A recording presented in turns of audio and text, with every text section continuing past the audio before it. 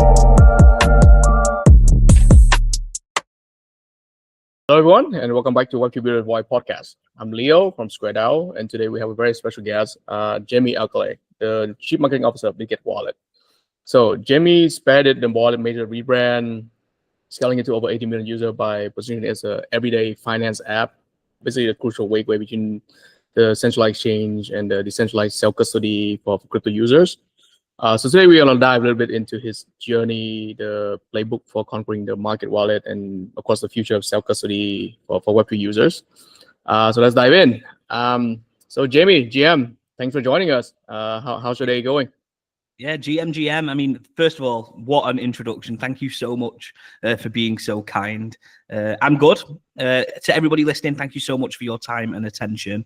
Maybe I'd just go straight into kind of like who I am, who I'm representing. I think it would make sense. So my name is Jamie Elkaleh. As you can tell by my accent, I'm English, but I'm actually living in Dubai. You know, here in Dubai, I think everybody is building and they've been here for some time. I think the space particularly, it appeals to a certain type of group of builders. And I think it's quite refreshing. I think, you know, December of this year, it's quite exciting around Abu Dhabi, and I'm looking forward to meeting a lot of those builders face to face. It should be great. But actually, my journey into Web3, into crypto, was a little bit different. And I actually did grow up in the UK. I'm mixed heritage. My mum's English, my dad's Egyptian, and that came with some kind of like change in maybe barriers when I was a child, and that gave me kind of like a drive to always want to, you know, maybe think a little bit differently.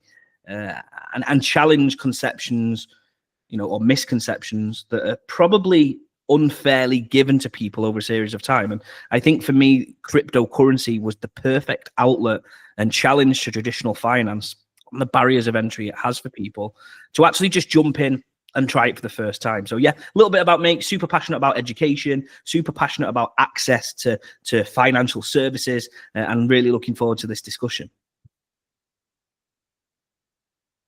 Cool. Very cool. So maybe can you tell about your background, like especially like the background in Web3 and crypto, like where did you start, or what have you done, and especially what got you into like doing the wallet stuff and at Bitget? Yeah, I mean, thanks very much for giving me the opportunity to speak about this. So I actually grew up in the UK, like I said earlier, but my career actually started in professional sports. It started in rugby league. Now, rugby league in some areas of the world isn't a particularly well-known sport, but in the UK and Australia, it's actually very, very popular. Now, working in rugby league, it actually gave me the opportunity to work with, you know, some of the most elite athletes in the world. And at one point, I was working with the England national team, which was fantastic. But working with these elite athletes, it actually taught me an awful lot. And so some of those things are like discipline, you know, frankly, turning up on time, making sure when you say something, it happens. And that discipline, you know, as a personal, as an individual, if you can make that impact upon a team, it makes a big influence. And there's many more things that I learned in terms of like data-driven decision-making. Do the metrics matter? I was an analyst. You know, I was counting people's tackles, making sure when we played an opposition, we knew their strengths and weaknesses. These transferable skills into the Web3 space taught me an awful lot. You know, if I'm talking to my team, I'm saying, hey, what's our competitor doing on this topic? Where are we? And how can we learn from them? What are their data insights looking like? But actually, the overall goal, I would say, is it taught me how to build systems and actually perform under significant pressure. I can tell you now, it is not easy on live TV, sat next to a head coach, to try and hide your emotion. So ultimately, learning how to deal with high pressure situations with cameras on you taught me an awful lot. But actually, moving to the Middle East helped me enter the Web3 space. Initially through education, I was a content creator across on TikTok, YouTube, and Instagram under the name of Crypto Jamie. My main aim was to basically make crypto simple for beginners. And frankly, it just turned into something a little bit crazier than I ever imagined. It reached hundreds of thousands of followers across different platforms. And it led me to go to Binance as a content lead and actually then join Bitget Wallet, and well, Bitget initially before Bitget Wallet, which was a great journey. You know, initially my time at Bitget was fantastic. Absolutely loved my time working on the exchange. And that led me to come and work with the wallet, where I now lead branding, marketing, and user education across all of our users in all 168 different countries around the world. I'd say my path, to sum it up, has been very consistent.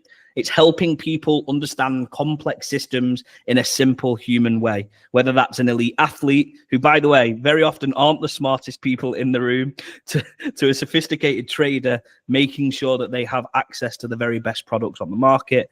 I think it's about making complex situations seem simple. Very cool. I'll have to ask you again later about what you think about prediction markets and all that. I mean, it's super hot right now, right? Coming from being a former sport guy. But let's go back to what you said about like going from sport to Binance and Bitget and then to Bitget Wallet. So what would that transition from working on like an audience that focus on like sex trading, you know, like to like basically focus on another audience that focus on like self custody identities and all that. Like what was it like how have you adapted yourself, and also like the way you lead people and you create content around that to fit a new audience? I think this is a great question, by the way, and it's a great question because it allows me to probably discuss the importance of users' insights and actually listening to what it is that they want as a service, right? You know, let's put it into layman's terms now. If exchanges onboard traders, wallets basically determine whether people can actually use crypto within their everyday lives. Now, let's talk about self-custody. Self-custody is the only model that gives users portability and freedom, the principles that align, frankly, with open finance. Now, for billions of people, especially in emerging markets, wallets are becoming global accounts that, frankly, they never had access to. Whether that be stable coins, payments, and savings, the on-chain identity of these users and individuals, they actually converge in one place. And for me, that place is a wallet. It's not an exchange anymore. Now, you're probably thinking, Jamie, you're super biased. You're working for a wallet, but that is genuinely my honest truth. And I believe it's my truth because of if it's on-chain, I know this is a bit of a cliche thing, it's on a wallet. And I think when you're building wallets and you're building infrastructures with systems across pay, trade, and earn, like Bitget Wallet do exceptionally well, it's going to reach billions of people. And that isn't just kind of like a crazy number to throw out there. The potential for this is huge. And the battle will actually be won at the wallet layer, in my opinion, where UX, security, and real utility come together and achieve something special. Okay, let's talk about that. So I'm changing the script a little bit, right? So because this is a great point to follow up, but you talk a lot about like UX and then how that could be a game changer. So let's compare like maybe like Bitget Wallet to say like a lot of legacy competitors, like for example MetaMask, right? Everybody hate MetaMask. Again, I don't think I'm being like exaggerating here. Like everybody hate MetaMask, right? So like, compared to something like MetaMask compared to like other wallet players, there's a lot. Like even Binance had their own wallet and stuff. I think I'm a Bitget Wallet user. So for me, I think that what I like about Bitget is that it's super mobile native. It's super retail ribbon. So is that like the goal here? Is that what you trying to tap into, and then are you turning that into your niche and like your advantage so you can reach out to more like consumer users? Yeah, I love this question. And I love this question because it allows me to talk about crypto for everyone. Now, with our current rebranding that we had several months ago, which seems like 2 years ago, I think 1 week in the crypto space feels like a year at the moment. There's so many things happening. But actually, crypto for everyone was a principle that kind of underpinned not just the way in which we talk about product, the way in which we deliver product. You know, whether you're trading, you're paying, or you want to earn on your digital assets, Bitget Wallet is the place for users. Now, let me break this down between all of them, if you don't mind. From a pay perspective, as a user, from a user experience, you now have the ability to pay directly from stable coins in your wallet via scanning a QR code and settle that transaction almost instantly. Like, let me break it down even further. You're in Starbucks, you're in Costa, you're in the local coffee shop, you want to buy your friends a coffee. You can scan that QR code in certain areas of the world. Let's go Brazil, let's go Vietnam. You can scan that QR code right now. You can instantly pay via your stable coins, which is a unique use case. But by the way, it gets super exciting. And it gets super exciting because this was the direct need of the users. You know, becoming more human-centric, understanding the needs of the user around the product development and utility is what matters the most. We talk about payment, we talk about our card solution. In Europe, it's a great example. The MasterCard partnership connected crypto users, Web3 digital asset holders to 150 million merchants around Europe. That's insane. That means that you can now spend crypto in over 150 million shops all around Europe.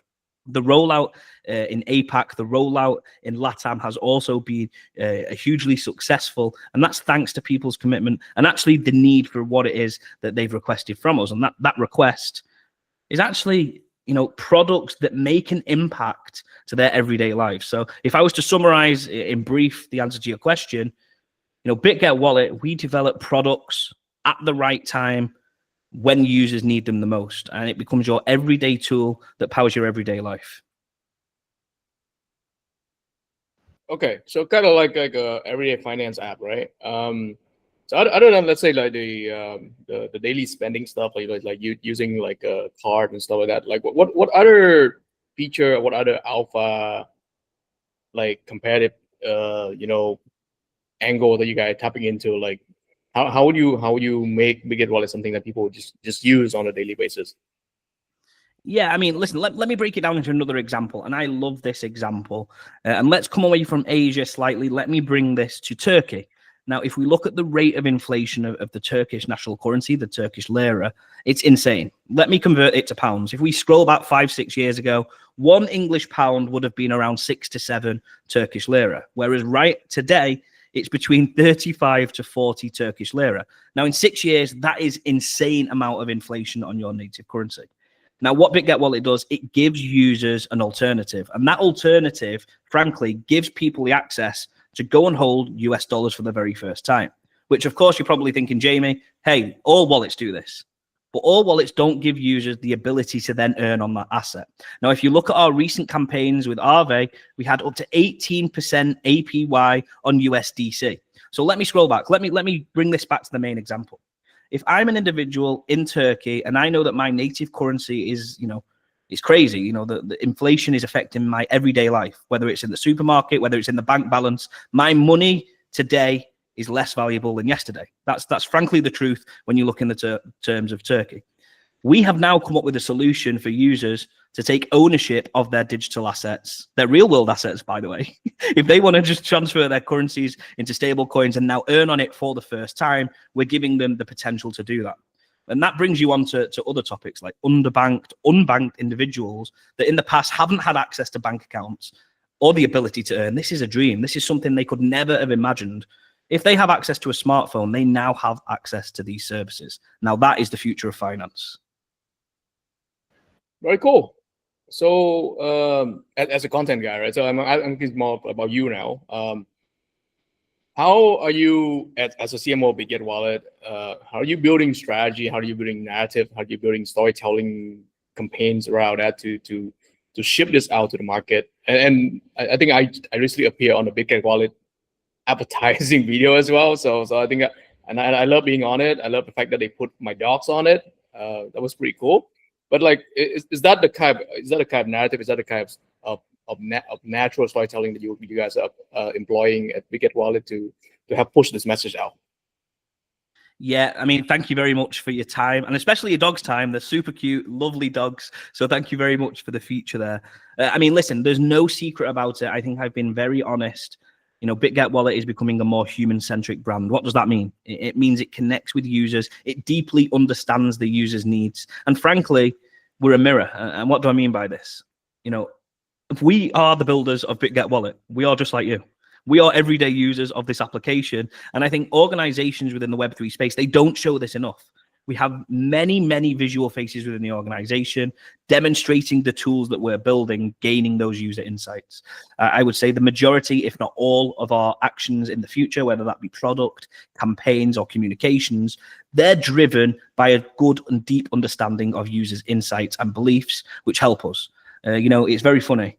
When we had the rebranding exercise, we were talking about what brands do we want to combine with? What do we want to look like? We had how we used to look like, which was kind of like a very traditional Web3 plain, I'm going to say in a very respectful term, in terms of the way we created assets and content. We came up with the two examples. We wanted to come up with a hybrid almost between PayPal and IKEA. Now, it's a bit funny that we mention these, but actually they're really different. And they're really different because if you think about IKEA, you think about it's great value. You know what you're going to get there.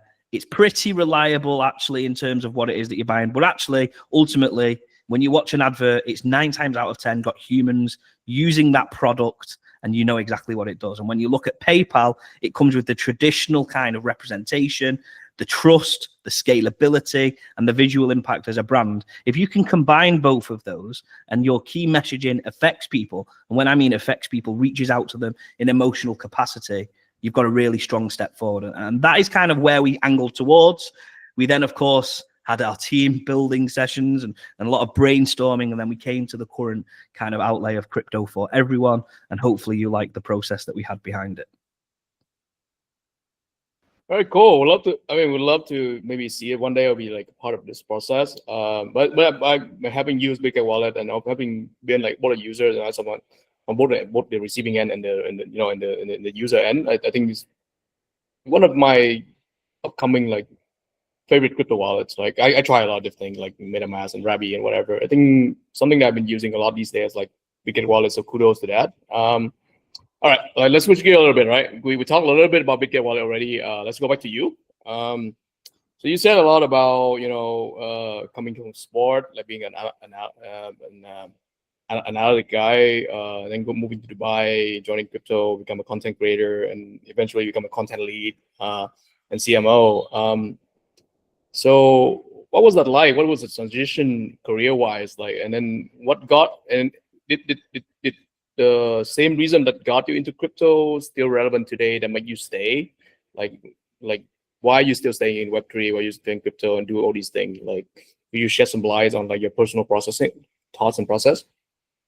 Yeah, I mean, I started the conversation talking about like my background and my heritage, being from the UK or growing up in the UK, but actually having a father from the Middle East. You see life very differently, and you see life very differently in terms of access and opportunity. The opportunities and access I have in the UK, phenomenal. You have access to pretty much everything and anything whenever you need it. However, if I was to look at my grandparents, my aunties and uncles in the Middle East, simple things like everyday banking, access to funds, it's not a thing that, to be honest, is appreciated enough in many Western cultures.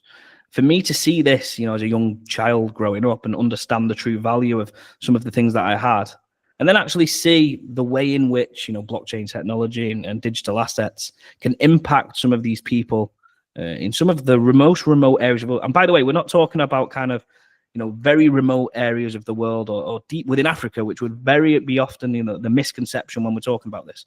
My family are from Cairo in Egypt. You would say that this is like a major city and you would think, oh, wow, they've got every resource needed. Actually, no. And it's, by the way, now we're actually finding it's exactly the same in London. You have some people in the UK right now who frankly cannot have a UK bank account because they don't have the documentation. So there's very many different angles when it comes to, the banking or underbanked kind of thought process. And I urge people listening to not always just consider geographical kind of inclusions. But for me, that was the thing that really did kind of, raise my eyebrows around it. And for me, it kind of doubles down that Web3 actually solves these real pain points. And, I've seen this firsthand. I've experienced it. I've made content about it. I can send some of the clips over to you. It's crazy. But actually, firsthand, we beat inflation. We improve remittance. We, improve the way that financial exclusion is perceived. And it's no longer just a theoretical theory. We actually execute this on a day-to-day basis. Now, when stablecoin started empowering money movement across emerging markets, it was obvious that this industry had passed the speculation only phase. The moon boys and girls that would be like, hey, this is going to 1,000x. Hey, you need to check this thing out called Bitcoin. Now we're actually talking about products. If you go across crypto, Twitter, you go across Reddit, LinkedIn, Facebook, wherever, people are now focused on the tech. And I think more so than ever, we're not anywhere near where it should be, but people now talk about, product in a much more positive light than what they did years ago. Now the progress in regulation, security standards, and of course, mainstream integrations and adoption. I mean, frankly, let's look at it. MasterCard, Visa, major banks are all in Web3 right now. And this is showing me that the industry, it's actually maturing. It's definitely not shrinking. And I stayed in this market because it's a personal mission for me. Finance should be open. borderless and accessible for everyone. And Bitget Wallet allow me the opportunity, the platform, the stage to really emphasize that message. Okay, very cool. I mean, I agree, right? I mean, I talked in the Bitget Wallet interview about like how back in 2016, like I tap into Bitcoin because I need to send money back home to family, and remittance was such a pain in the ass that I ended up like using Bitcoin. After I was like, oh wow, okay. I mean, this is surprisingly convenient. Why aren't people doing this? Like, why aren't more people doing this? And so that's got me into I guess like crypto and blockchain. Again, very cyberpunk and all that, right? But since we're talking about wallet, maybe let's ask you like something else about like what you see in the wallet trend, right? So stuff like account abstraction, passkeys, smart accounts are basically refining the wallet experience for users. And like now, like with stuff like Privy and all that, like anyone can create their own wallet by just using like social logins and all that. So how do you think that would change the market, the wallet market? Like, and how would that wallet market look like, let's say in the next 5 years? What will be the biggest like choke point that these new technology can unlock for crypto wallet users? Yeah, So anyone can have like yeah. Yeah, it's a great question, and it's a great question because when you very often talk about barriers of entry into the Web3 space, into the crypto space, the minute users see a 12-word phrase or C phrase that they need to then secure, thinking, oh, what is this? I just need to put a PIN code into my debit card normally, in traditional finance, and I know everything, no issues. But actually, removal of that, having people have access via their Telegram account, their email, their social logins, it removes that. Now, let me break it down into some of the advantages. Now, exposure to global users' behavior allows us to basically integrate new product integrations and remove these barriers of entry at scale. Now, a front seat into these insights, it basically enables us to drive the narrative around education, shape UX, and how that is not just on our platform, but on other platforms. I think it would be very fair to say that at Bitget Wallet, when we have introduced something, by the way, like Telegram login ability or the creation of a wallet via Telegram, we were the first to do that. And other wallets then followed. I would say that as a trendsetter, when it comes to removing barriers of entry, we are very often one of the first wallets to make that move, and I think we should be very confident with that. I think that's a great credit to our team. But actually, some of the biggest lessons around that is storytelling matters, and I think the connection around our product and the user's understanding is critical. I want to kind of break something down for you. In the last 6 to 12 months, you could speak to anybody on my team. They will tell you they have had an insane workload. We've had product announcement after development, after development, after development, after development. Now, the capabilities of our application, frankly, we haven't spoken about enough. And in 2026, I plan to make sure that we do that in a much more efficient and effective manner. But the reason for this, you need to make sure that users have a deep and meaningful understanding of the capabilities of you as a wallet. Now, without actually, reaching out to the user's needs. And let me break this down. As a user, I want to know, where can I place that trade and get the best value and do it quickly and easily? That's all I want to know. That is genuinely, as a user, that is what I want to focus on as a beginner. Okay, let's make sure we make content that appeals to that user. But the next kind of stages of problems come along. Now, right now in the charts, you see insane volatility of Bitcoin, Ethereum, Solana, XRP, you name it, everything is volatile and frankly crazy right now. People are looking for alternatives. They're sick of getting wrecked. They're sick of losing money. Now they're looking for earn. So as a wallet, this is where you need to adapt your narrative, your hook. And what I mean by hook is understanding what the trends are within the local markets. For me, I think understanding that is critical. But actually, when you chase trends, you don't want to overchase them. Chase human problems, build content and products for the future, and focus on simplicity. Complexity doesn't scale. Understand your strengths, understand your weaknesses, and understand the user's needs. That would be my message on that. Very cool. So I used to be a venture capitalist, right? And what you described just now about like how the Bitget Wallet team work together and like what the interaction between teams and all that, it sounds all like a startup.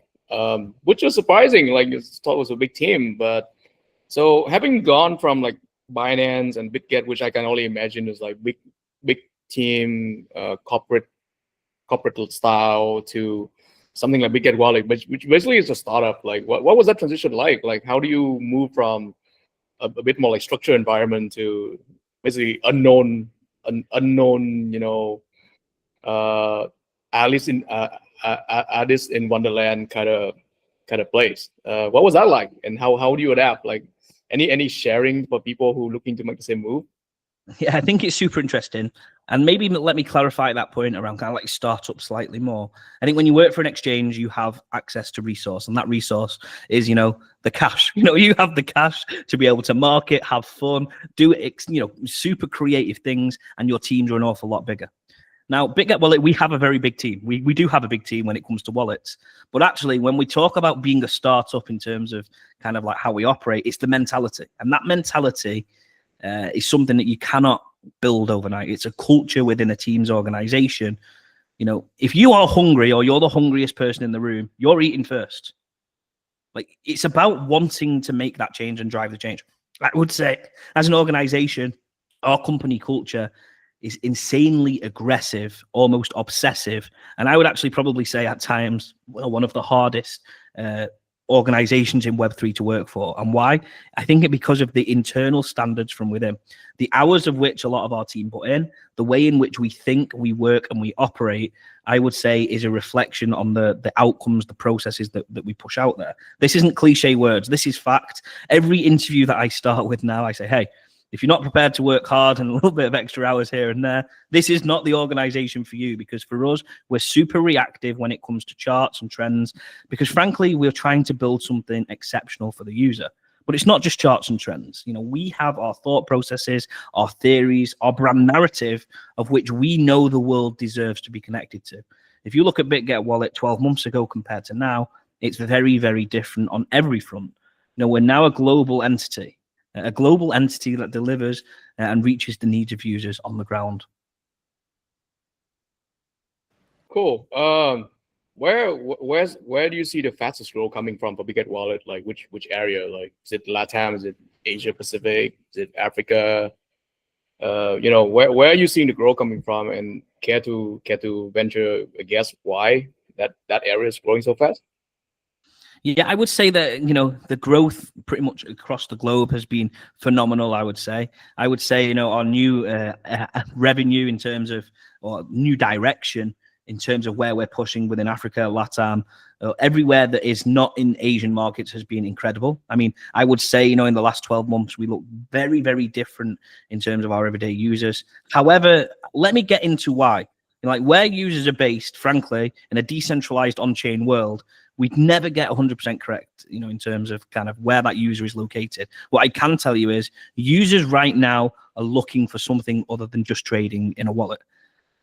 For us, this is why we have a huge emphasis on the ability to pay and earn. And users have absolutely loved our product developments within that and continue to keep coming back and using us. Okay, cool. So let's go back to the beginning. Like, I asked you earlier, like, I was going to ask you about prediction market. So what do you think about that? So let me rephrase the question a little bit. So, having been where you've been, doing what you do now, what do you see will be the next market trend, market opportunity? So, is it prediction market? Is it perpetual trading? Is it stablecoin? Given the Genius Act getting passed in the US, where do you think the next phase of crypto adoption coming from? Yeah, I mean, I love this question because, hopefully we get it right and we can use it as a clip in the future. But if not, hopefully I'll get a few comments the other way. Like, but I told you so clip, right?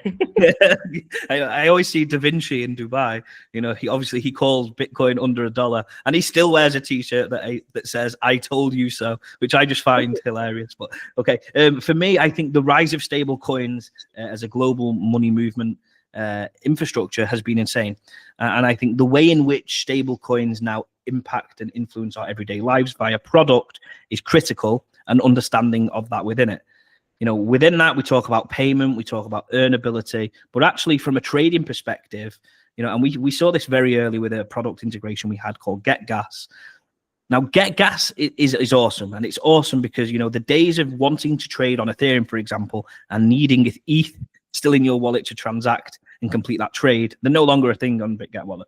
You can use GetGas, you can use stablecoins or BGB to empower that trade. So the days of needing gas or saying, hey, bro, send me $10 in gas, I'm short on Ethereum. You don't need that anymore. In Bitget Wallet, we wanted to remove the barriers of entry, the barriers of execution, let's say in that example. Now, how stable coins influence that in the future, I think are really, really exciting. I would say that more organizations, more exchanges, more wallets are probably getting onto the trend that we started there in terms of the GetGas technology. Listen, let's say it in its simplest term. When you send a text message to your friend or whatever, you click send, it's done.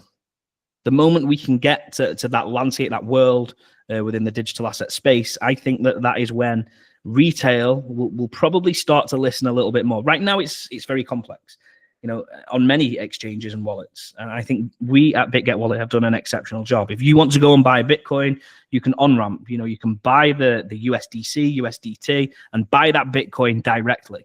You don't need to worry about gas fees. You don't need to worry about multiple steps, sending your money to another wallet or another exchange. Everything is in one place. And it all comes back to stable coins. And stable coins, whether it be your on-ramping, your off-ramping, your ability to pay every day via your MasterCard, payment via QR code, it all underpins from that one point. So for me, super bullish on how stable coins will develop. On which chain they'll develop, by the way, I think is also rather interesting, and how they're developed. And then who actually leads them in the future.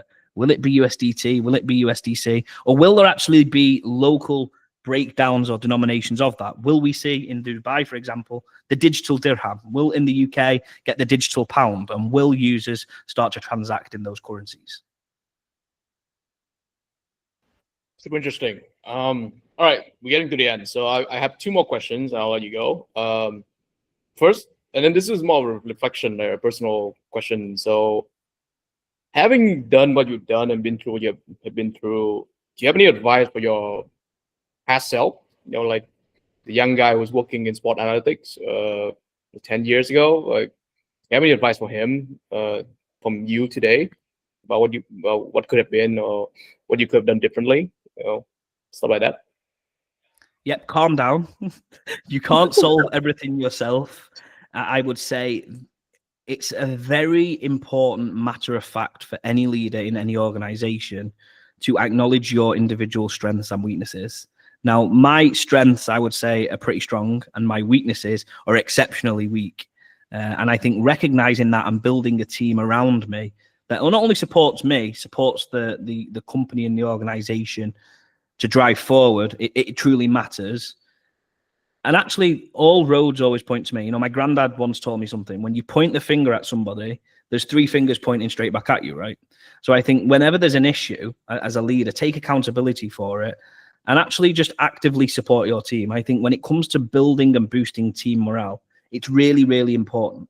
From a content and media perspective, if you have a happy, creative, I'm going to say relaxed, not from a work perspective, but from a loose mindset. I'm not going to come and say, hey, why did you make that piece of content? I'm going to say, hey, okay, cool piece of content, but did you consider X, Y, and Z? You want to create an environment where people want to learn, they want to create content, they want to make the users ask more questions. It's a strength. For me, understanding strengths and weaknesses of your individuals, yourself, is critical. I am still 100% guilty of smothering everything and not delegating tasks too well. It's something that I'm personally still working on. And I think that's important. If I was to summarize that, there's no such thing as an expert, in my opinion, in any industry. I think it's good to have strengths. It's good to have weaknesses, but it's more important to recognize them. Very cool. So I think that's all I have. And well, sorry, maybe one more question.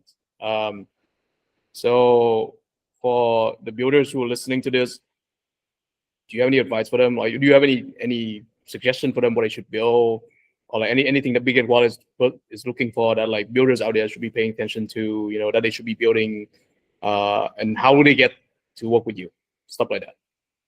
Yeah, appreciate that opportunity. And by the way, you know, I think when we see volatility in the markets, a big shout out to all the builders at this time. Challenging times, right? And I think not knowing what is coming, you know, that uncertainty, we're with you all the way. We're here to build with you, and we look forward to working with you. But if I was to summarize Bitget Wallet's stance, you know, we are building the biggest shift in Web3 history, from trading culture to everyday finance. And that is defined by crypto for everyone. It's redesigning finance so that it works for everyone, everywhere, no matter who or what you look like. Now, if you're building anything that helps people wanting to trade, earn, or pay more easily on chain, we want to support you. And we offer builders global distribution and co-marketing, a huge user base, over 80 million users in 168 different countries around the world, that value simplicity and utility, and an ecosystem of over 130 change and integrated payment solutions. I think, to summarize, my invitation is simple: build with us, build for real people, build for the next billion users. Awesome. So I think that's it. So thank you, Jamie, for your insight today. Love the conversation. I love the part about you being the sport guy, going to Web3 and then become like basically like the content guy for the next like self custody, you know, billion user movement, right? I love the everyday crypto app, everyday financial app. Everyone for crypto got a vibe here. So we'll love to bring more builders, more founders, more people who want to build in Web3 onto working with Bitget Wallet. So once again, thank you, Jamie. Thank for your time today. And for everyone who's listening, you love what you're hearing, don't forget to subscribe. And then until the next episode, keep building for the future decentralization. Thank you. Thank you so much. Okay, cool.